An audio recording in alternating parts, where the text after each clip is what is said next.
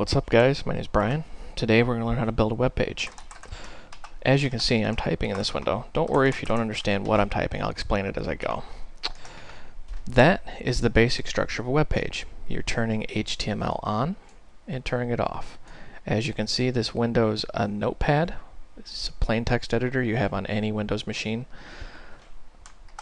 Now, to actually show content in the web page, you have to make what's called a body tag. This is the body of the web page. Now you might have noticed that each tag I enter has a corresponding one with a slash in front of it. This is called a start tag. This is called an end tag. Anything between these tags is the content.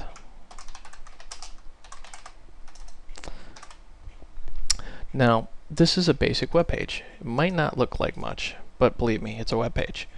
Let's go ahead and save this. Now, one thing I should probably cover is when you save out of something like Notepad, you have to be careful it's not a plain text document. Otherwise, it'll try to open it back up in Notepad. You should save it as an HTML file or an HTML. As you can see, I've already saved this file. Now, if we flip over, and you can see there's our file, when we open it, there's the content. Look familiar? Notice that the tags are magically missing. You just have hello world within the body.